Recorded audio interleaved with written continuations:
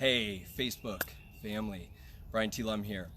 It's been a couple of weeks since I hopped on and said hi, and so hi, I love you.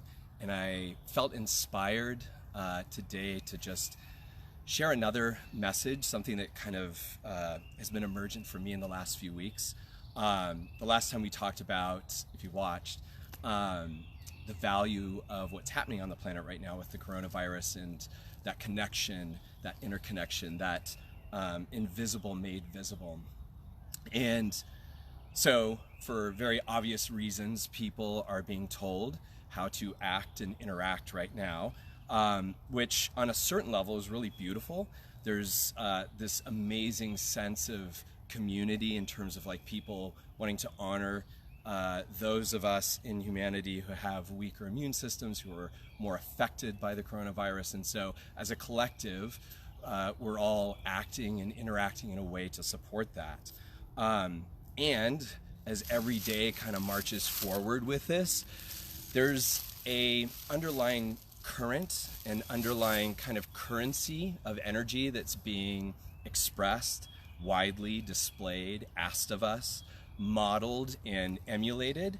And I really just want to kind of put this in all of our awareness. Some of you would be like, oh my God, I totally know that. I've been aware of that. And others might think like, wow, I didn't even think of that.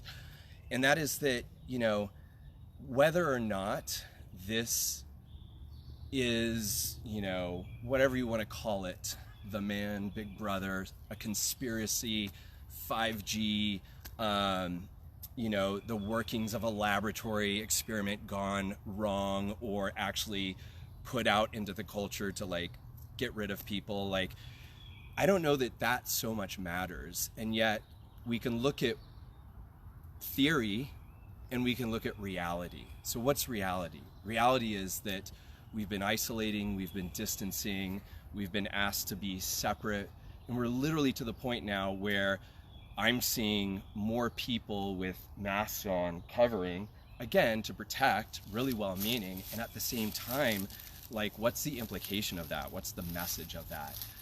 Stay home, stay safe, stay silent.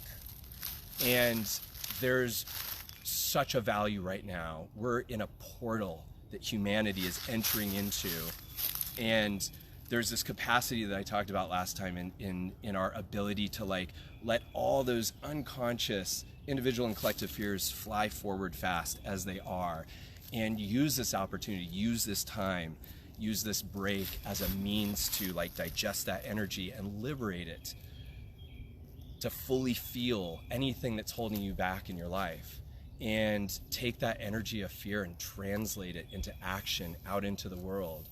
And that's really hard to do when you're being asked to like stay home and stay silent. So my question to you is, what are those things that are unspoken in you that you haven't said to yourself? What are those things that you haven't said to others? What are those things that you're like screaming about inside and not letting out? I'm quite certain, and I'm sorry. I'm quite certain there's an I love you. I'm quite certain there's a thank you. I'm quite certain there is a please forgive me. The Ho'oponopono prayer is a brilliant way to acknowledge ourselves and our bodies right now at this time.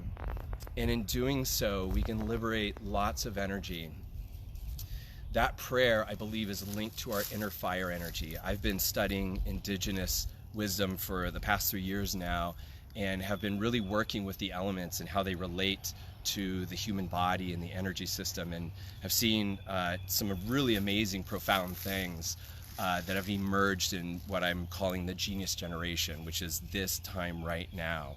It's the time period from 2012 to 25 years into the future where genius emerges on the planet to answer, how do we as individuals come together as collective that totally changes our reality on planet Earth.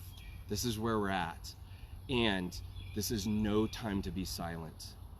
This is no time to let your fear rule you.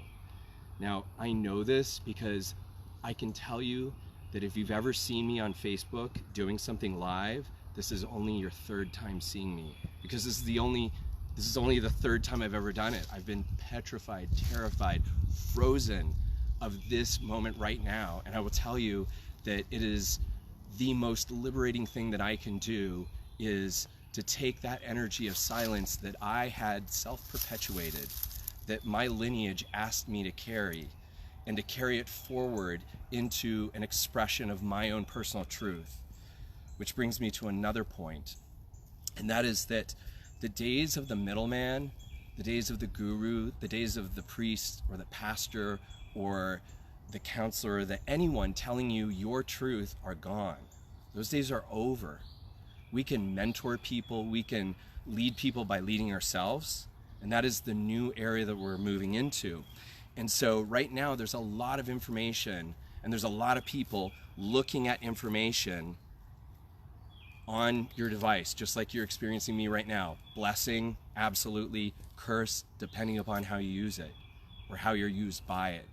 And so my request for me, which is an invitation for you, is how are you cutting out the middleman in your connection to spirituality, in your connection to source, in your connection to divinity, which ultimately means your connection to your truth.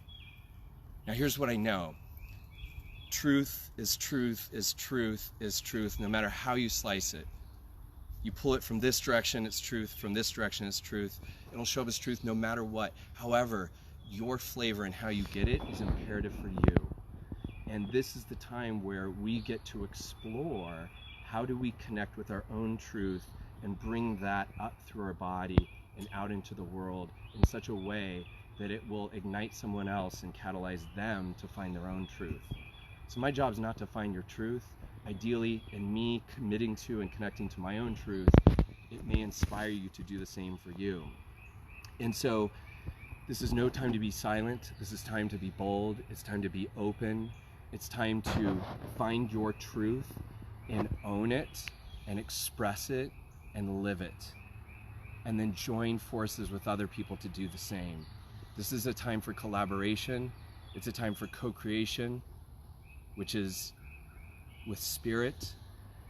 And right now, all of us have the power to take what is unfolding on this planet and make it magnificent, make it exquisite, make it the life that we know we incarnated in this reality for.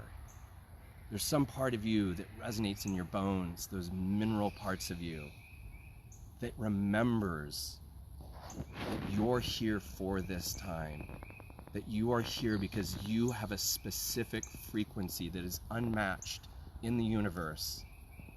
And it's now time for you to explore that on your own and in connection with others without being told by anyone what that frequency is, because only you can know that. And then only you can express that. So this is my invitation to all of us to be bold, to be open, and to be true to our own nature, to who we are and why we're here.